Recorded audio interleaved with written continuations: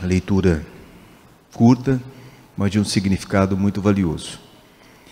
Eu quero convidar o nosso querido irmão, nosso companheiro, Frederico Guerra, ele que é do Centro Espírita André Luiz. Muito obrigado pela sua presença. Antes de passar a palavra ao nosso querido irmão, eu quero convidar a todos, então, para juntos fazermos a prece inicial.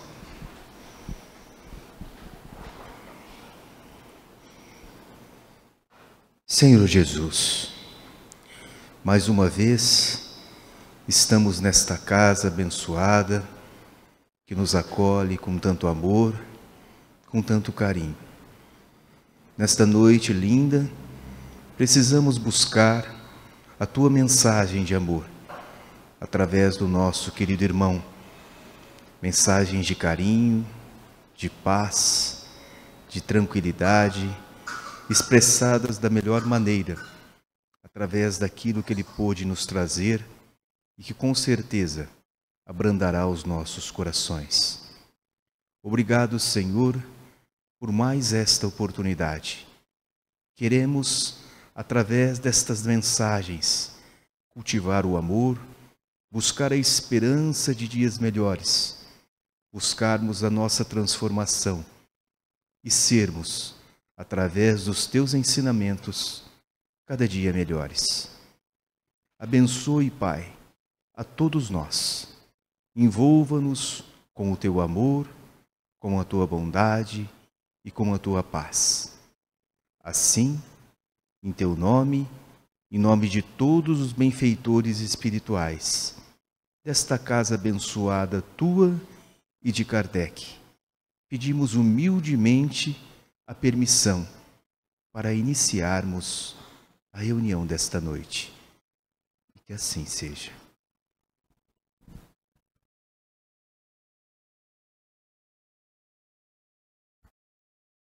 Já está funcionando? Boa noite. Jesus nos ampare e nos ilumine. Nós vamos hoje aqui fazer alguns comentários sobre o capítulo 14 do Evangelho segundo o Espiritismo, que é honrai a vosso pai e a vossa mãe. Então, se a gente for antes, olhar o significado de honrar, são vários significados, mas um deles seria manter-se fiel. Tá? E no início do capítulo, então, tem a passagem onde Jesus fala assim: sabeis os mandamentos, não cometereis adultério, não matareis, não roubareis, não prestareis falso testemunho, não fareis agravo a ninguém, honrai a vosso pai e a vossa mãe. Então, quer dizer, honrar é manter-se fiel, é dignificar, é fazer pelo pai e pela mãe, ou tentar fazer aquilo que eles fizeram por nós. E Jesus fala também, complementando assim: todo aquele que faz a vontade de Deus, este é meu irmão, minha irmã e minha mãe. Então, na verdade, todos nós aqui, somos filhos. Todos nós. Todos nós somos filhos de Deus. Nós aqui, nas experiências materiais que nós experimentamos, nós cumprimos papéis. Ora de pai, ora de mãe, ora de filho. Mas, na verdade, todos nós somos filhos de Deus. Então, a gente pode entender também que nós, antes de buscarmos esse entendimento de honrar a pai e mãe material, a gente precisa honrar ao nosso pai espiritual, ao nosso Criador. A gente vê muito adesivos dos nossos irmãos protestantes que colocam coloca Deus é fiel. E eles gostam muito desse slogan, Deus é fiel. Deus é fiel mesmo, não é? O problema somos nós que somos infiéis. Esse é que é o grande problema. Deus, ele é sempre fiel a nós. Está sempre querendo o melhor para nós. Mas nós é que estamos sempre buscando os caminhos mais difíceis para nós mesmos. Sempre. E Santo Agostinho coloca para a gente no Evangelho assim: ó espíritas, compreendei agora o grande papel da humanidade. Compreendei que, quando produzes um corpo, a alma que nele encarna vem do espaço para progredir. Inteirai-vos dos vossos deveres e ponde todo o vosso amor em aproximar de Deus essa alma. A tarefa não é tão difícil quanto vos possa parecer. Não exige o saber do mundo. Podem desempenhá-la, assim, o ignorante como o sábio. E o Espiritismo lhe facilita o desempenho, dando a conhecer a causa das imperfeições da alma humana. Desde pequenina, a criança manifesta os instintos bons ou maus, que traz da sua existência anterior. A estudá-los devem os pais aplicar-se. Todos os males se originam do egoísmo e do orgulho. Espreitem, pois, os pais, os menores indícios reveladores dos germes de tais vícios, e cuidem de combatê-los, sem esperar que lancem raízes profundas. Quantos de nós, ao renascermos, crescemos muitas vezes sob uma educação, mas quando constituímos o nosso próprio núcleo familiar, a gente parece que muda completamente a ideia daquilo que é educação, ou daquela educação que nós recebemos. Porque nós temos ainda um senso de apego e de propriedade tão intenso conosco, que nós consideramos esses irmãos que Deus coloca sobre a nossa tutela como sendo verdadeiramente nossos filhos. Como se fossem nós quem o criamos. E isso não é verdade. Eles estão na condição de filhos, mas verdadeiramente não são nossos filhos. São, assim como nós, filhos de Deus. E nós, por termos esse senso de propriedade, nós achamos que podemos fazer ou criar aquele ser recém-nascido, tá? Como se fosse um bibelô. Nós não nos preocupamos com a sua educação. Ou como diz Santo Agostinho, nós não nos preocupamos em o aproximar de Deus. Nós estamos criando esses filhos, tá? Para serem bem-sucedidos. Mas o que é ser bem-sucedido? Na nossa concepção de encarnado, ser bem-sucedido é ter uma boa profissão e ganhar muito dinheiro. Isso é ser bem-sucedido. Mas quanto desse dinheiro nós levaremos de volta ao plano espiritual? Quanto nós levaremos? Absolutamente nada. Mas então, esse ser bem-sucedido não é ser bem-sucedido. Porque se eu creio que eu sou espírito e não matéria, o ser bem-sucedido não tem nada a ver com a matéria. O ser bem-sucedido tem tudo a ver com o espírito. O que eu faço aqui no planeta Terra? O que nós fazemos aqui quando reencarnamos? Nós estamos aqui para ganhar dinheiro? Construir um império financeiro? É isso? Passando por cima de todos e de tudo? Exacerbando esse vício chamado egoísmo? É isso que é o nosso objetivo aqui? É claro que não. O nosso objetivo aqui é nos aperfeiçoar moralmente. Nos aperfeiçoar moralmente. Porque tudo aquilo que nós conquistamos para o nosso eu espiritual,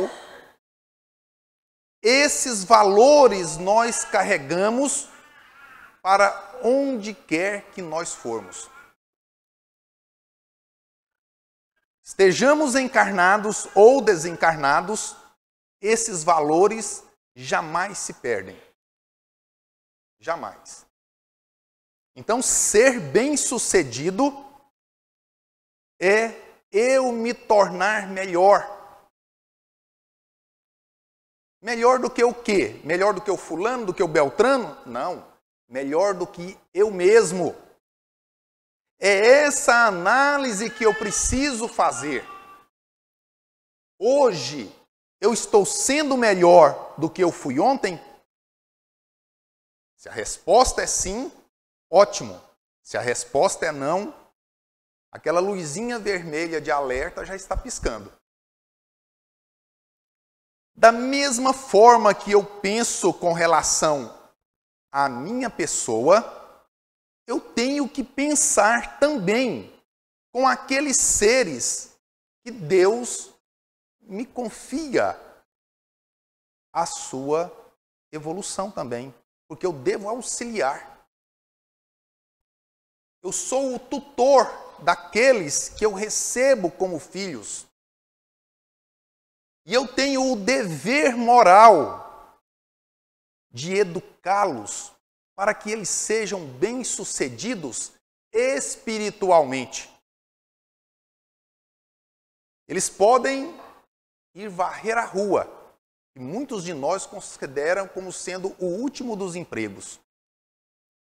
Mas eu considero como sendo um dos primeiros, porque deixa eles deixarem de recolher o lixo e varrerem a rua um mês, para a gente ver o caos que vira. Nós temos que nos preocupar com aquilo que eu estou buscando para o meu eu interior e transmitir isso para aqueles que nós recebemos como filhos. E nós estamos deixando a educação deles a desejar. Estamos deixando. Porque nós consideramos a educação como sendo instrução. Nós queremos pagar o quê? Escolas cada vez melhores, cada vez mais exigentes, que não dê tempo para o aluno nem respirar. É isso que nós achamos que seja a educação. O ser deixa de viver para prestar o vestibular para a medicina. Porque ser médico é que é sinônimo de ganhar dinheiro, não é isso?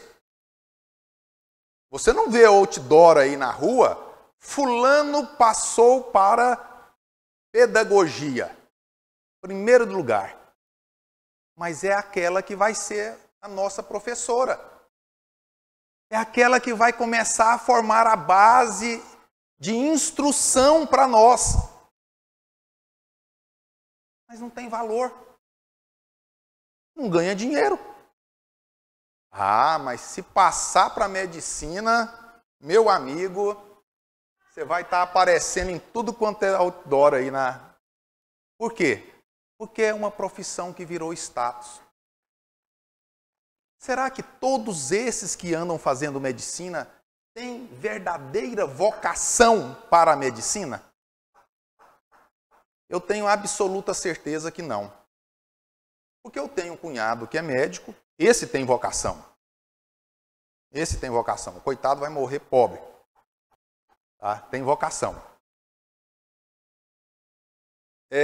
Mas ele, no curso dele, ele falava para mim, ele falava, eu posso te falar que 90% dos meus colegas estão lá por declaração deles, porque é o curso que vai dar dinheiro para eles. Eu tenho um colega que paga 7.000 e poucos reais de mensalidade para o filho no curso de medicina, mas ele fala, não tem problema. 2 anos depois que ele formar, eu já recuperei tudo. Então, gente, nós estamos preocupados com o bem-suceder daqueles que chamamos como filhos, materialmente falando. Porque nós estamos com a nossa visão sempre presa ao lado material da nossa experiência. Nós não aprendemos e não estamos sendo educados a olhar a vida com os olhos espirituais. Não estamos. E de repente nós olhamos a situação em que o país passa. Um caos. É gente correndo com mala de 500 mil reais. É apartamento preso com 5 milhões de reais. É outra batida com mais 30 milhões de reais. A gente só vê de milhões. E a gente pensa, é um horror isso, é aquilo outro. Mas eu tenho hora que eu penso que na realidade nós ficamos com inveja deles, né? Porque nós queríamos estar lá, nessa malaiada toda. Porque a ideia nossa é ser bem-sucedido materialmente falando. Essa é a ideia dos nossos políticos. Eles foram educados para isso. Foram educados para ver o bem-suceder da vida apenas pelo lado material.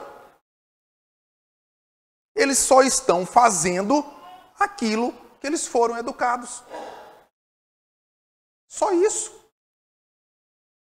E nós ficamos esbravejando, ficamos ansiosos, como disse a mensagem aqui, que nós lemos hoje.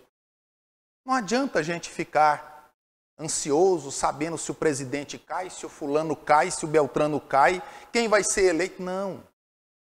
Nós temos que lembrar que no comando espiritual do país, chamado Brasil, encontra-se um mensageiro direto de Jesus, que é Ismael.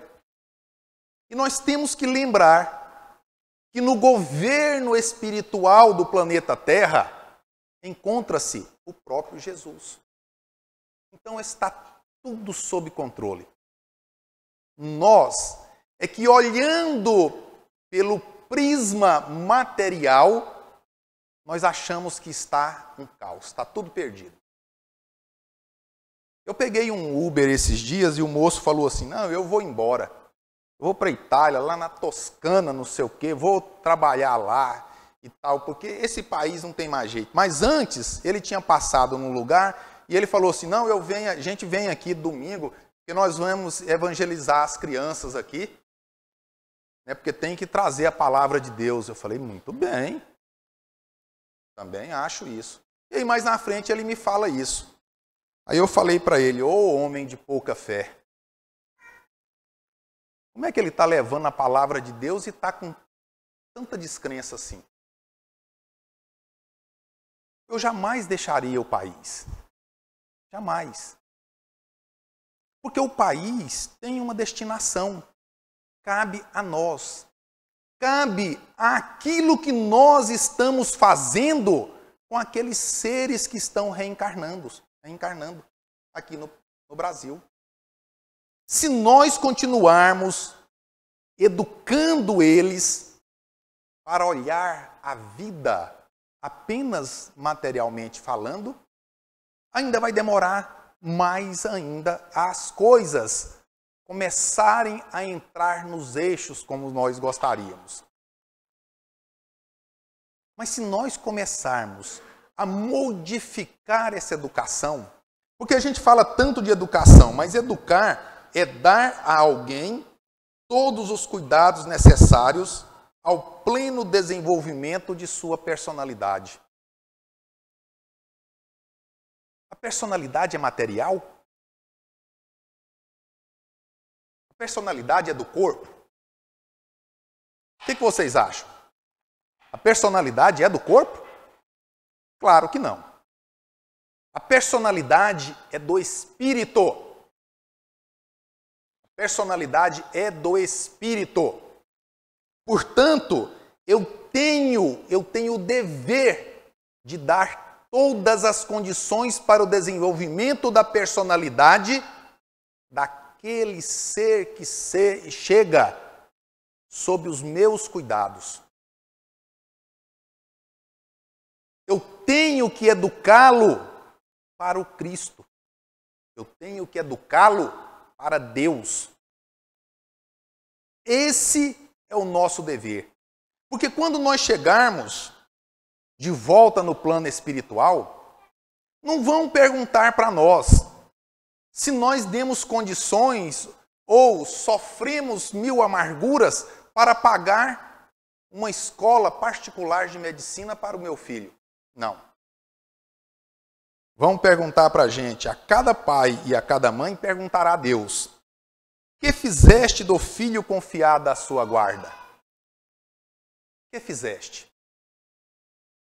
E nós, quando falamos de honrar a pai e mãe, como é que nós podemos esperar que o nosso filho, aquele que nós consideramos como nosso filho, venha a nos honrar com essa educação que nós estamos dando para eles? Será que isso vai acontecer?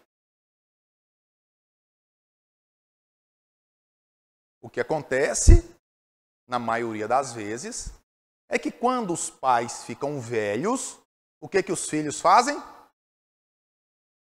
Asilo neles, né? Asilo neles. E aconteceu um fato triste nos Estados Unidos. Uma senhora de 92 anos, tinha um filho de 72, tinha porque ela matou ele, tá? Ela 92 e ele 72. Ele queria mandar ela para o asilo. E ela falou: não, você está querendo tirar a minha vida, então antes eu tiro a sua.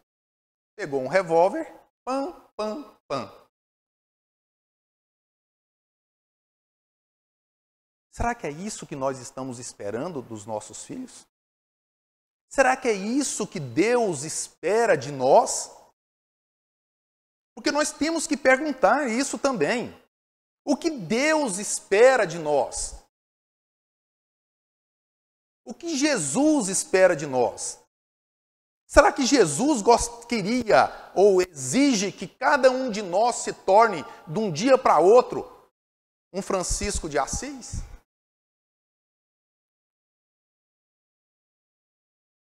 Jesus só quer que cada um de nós busque viver o seu evangelho na medida das suas forças. E dentro disso está a nossa responsabilidade pela educação dos seres reencarnantes. Mas nós não queremos saber. Não queremos saber. A minha esposa, ela é psicopedagoga e ela tem uma clínica, atende crianças com dificuldade de aprendizagem. E eu posso dizer para vocês que uma grande quantidade, mas grande mesmo quantidade das crianças que chegam lá com dificuldade de aprendizagem não é por problemas neurológicos, não. É por problemas de educação. São crianças infantilizadas. São crianças incapazes de fazer algo por si. Por quê? Porque tem sempre alguém fazendo por elas. Sempre alguém fazendo por elas. E ela me contando que... Ela deu aula também na Unilago. E ela me contando que uma ex-aluna dela, que foi enfermeira aí por 30 e poucos anos, e fez o curso de psicopedagogia, fez o curso de pedagogia depois, fez psicopedagogia agora, está indo estagiar lá com ela. E essa senhora já contando que ela criou um blog aí para auxiliar, vamos dizer assim, os pais frescos, né? E, de repente, um casal de médicos chamou ela para, né, auxiliá-los, porque eles acabavam de ter gêmeos. E ela, né, naquele cuidado, eles então chegaram e fizeram a proposta para ela, né? E pagariam a ela R$5.000 por mês para que ela ficasse cuidando dos filhos deles. E ela pegou e falou, de jeito nenhum. Eu não estou aqui para criar filho dos outros. Os filhos são de vocês. Eu estou aqui para ajudar vocês a criar os seus filhos. Não quero. E diz que um dia o médico chega lá, ela estava dando comida para um dos garotos, e o médico chegou, fofura do papai e tal, aquela coisa, né? Aí ela falou assim, doutor, vem cá um pouquinho, senta aqui. Pode dar comida para o seu filho, o filho é seu, vamos aprender. Então, nós estamos delegando a função ou a responsabilidade de ser pai e de ser mãe para outras pessoas e também para a escola. Nós achamos que a escola é responsável pela educação.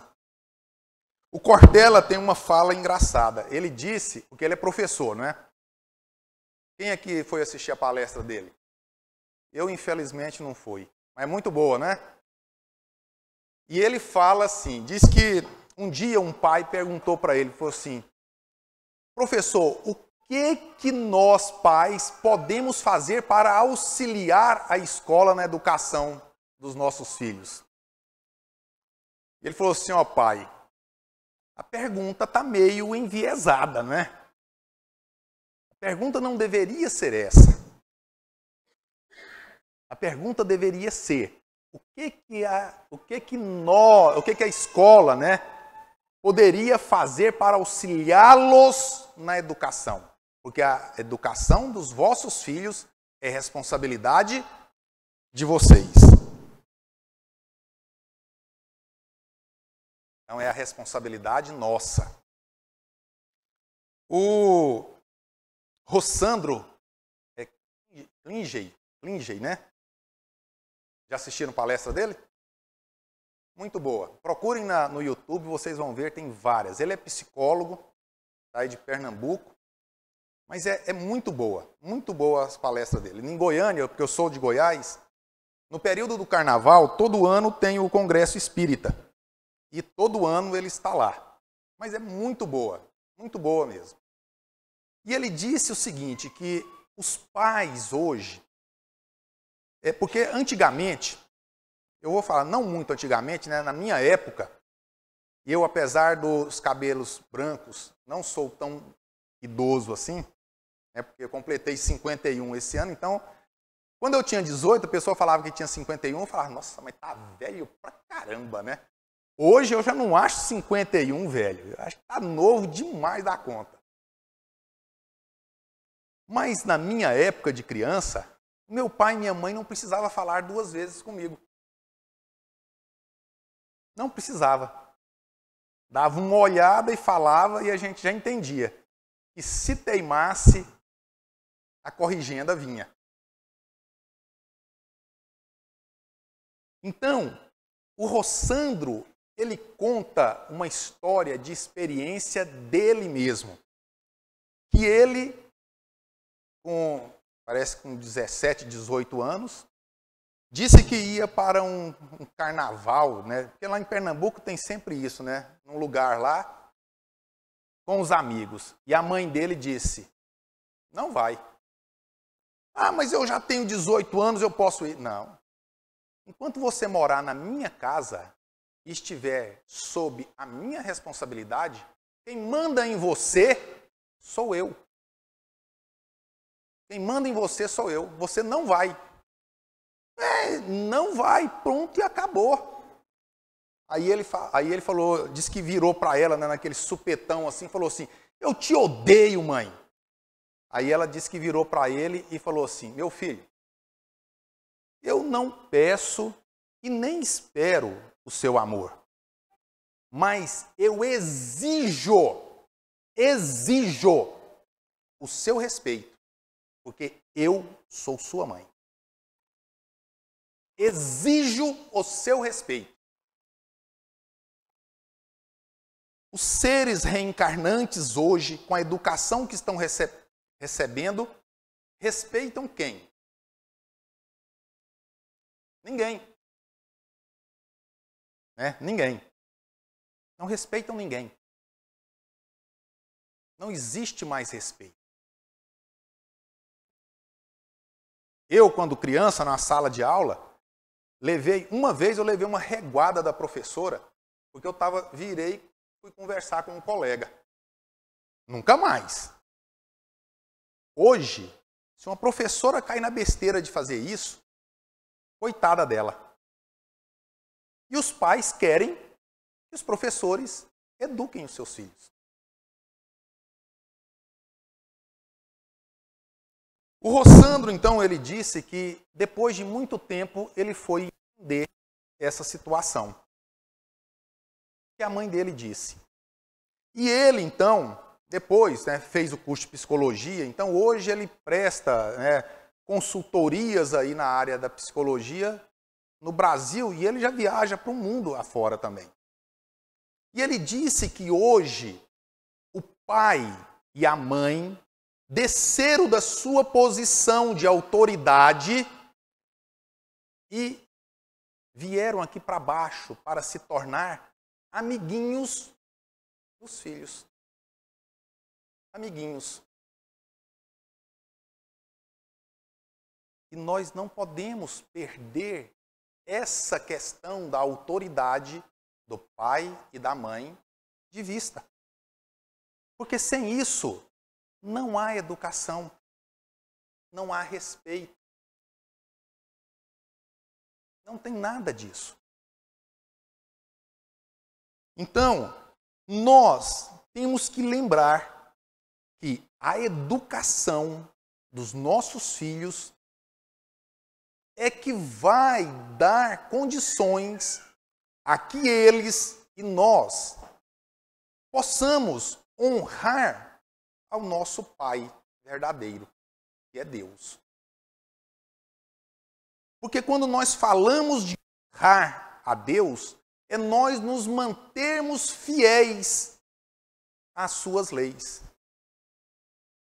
Honrar a Jesus, nos mantermos fiéis aos seus ensinamentos. Será que nós somos cristãos? Nós somos cristãos? Respondam, sim ou não? Não. Eu digo para vocês que nós não somos cristãos ainda. Infelizmente. Nós estamos aí, né, nessa tentativa e tal, mas ainda não somos. Porque para que nós sejamos efetivamente cristãos, nós precisamos viver os ensinamentos de Jesus. Ah, mas é muito difícil. Não, mas Jesus não quer que a gente viva igual ele, os seus ensinamentos.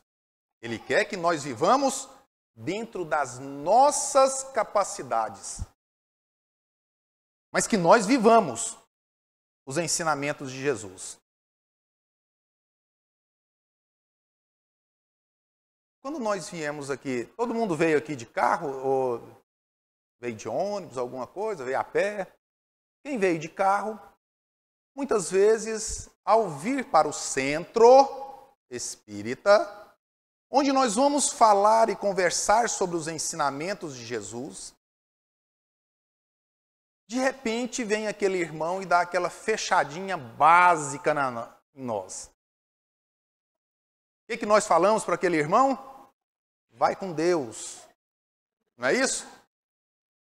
Não é não? Se nós não agimos assim, como é que nós podemos querer ser cristãos? Pensando e falando aquilo que nós pensamos e falamos a respeito daquele irmão. No nosso trabalho, de repente a gente vê o nosso superior hierárquico, que nós chamamos de chefe, mas eu acho que chefe a gente não tem, porque ninguém aqui é índio, né? Porque quem tem chefe é índio, né? O nosso superior hierárquico vem fumaçando para o nosso lado. Aí nós pensamos, ele deve estar com problema. Que Jesus possa ampará-lo. Não é assim que nós pensamos? Não é não? Então nós somos cristãos? Nós não somos cristãos ainda. Nós estamos nos disfarçando. Nós achamos muitas vezes que vir ao centro uma vez, 2 vezes por semana, 5 vezes por semana, nós somos cristãos. Quando eu era criança, tinha uma questão que o povo falava assim, qual a sua religião? Aí o pessoal falava assim, eu sou católico não praticante. Então quer dizer que nós somos cristãos não praticantes. Nós somos cristãos quando as coisas estão daquele jeitinho que nós determinamos que fossem. Saiu daquilo dali, não, aí também já não sou mais cristão. Como é que eu vou aceitar? Quando eu era criança, meu pai falava assim para mim, não traga desaforo para casa. Vocês já pensaram para parar na sabedoria desse ensinamento? Quanta sabedoria nisso daí, né? Só que muitas vezes a gente interpretava mal, né? A gente achava que se alguém fez algum desaforo com nós deveríamos ir nos tapas e resolver aquilo ali na... Não levar desaforo para casa é deixar o mal onde deve ficar o mal. A nossa casa, o nosso lar, deve ser o ponto de equilíbrio nosso, de harmonia, de refazimento das nossas energias. E nós interpretamos assim.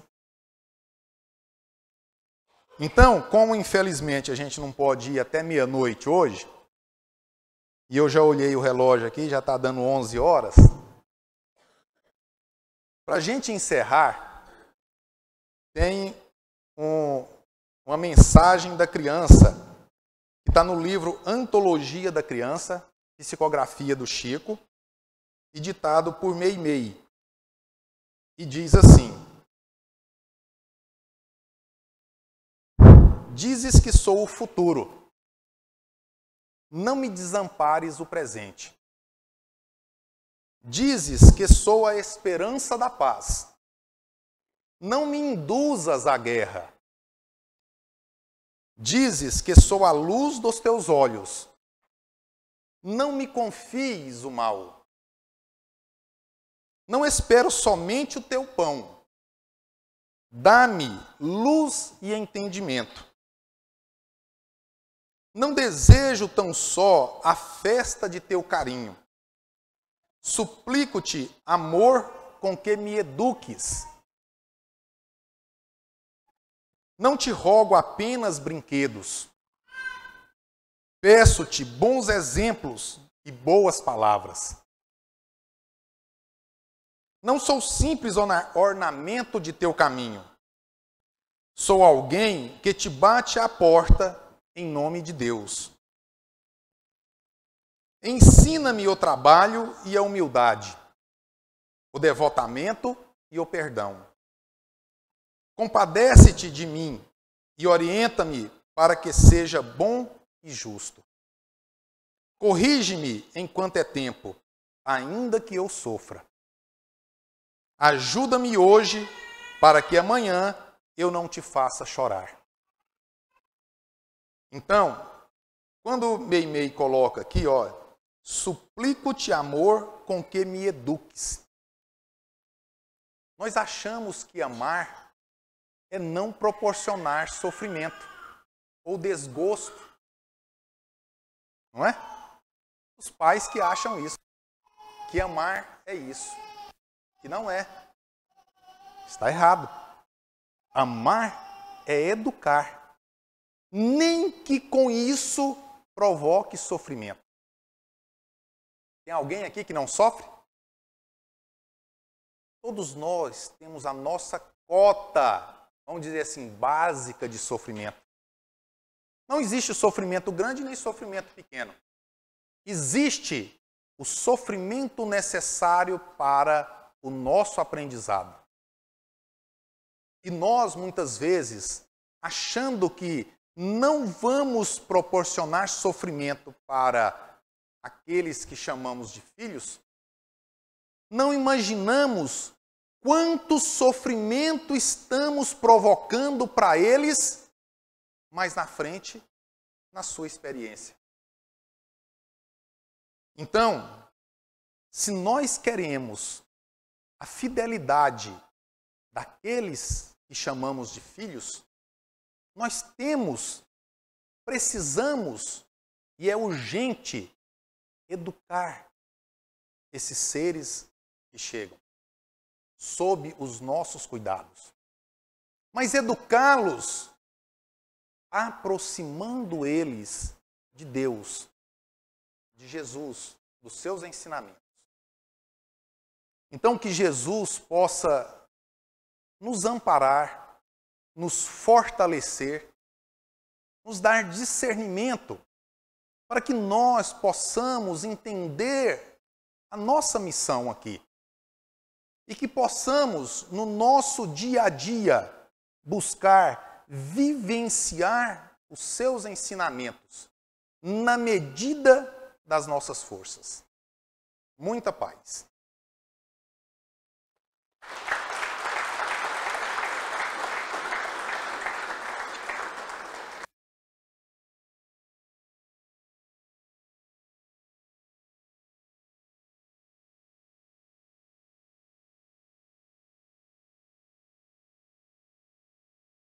Quero então agradecer ao nosso querido irmão Frederico pela brilhante mensagem que ele pôde nos trazer.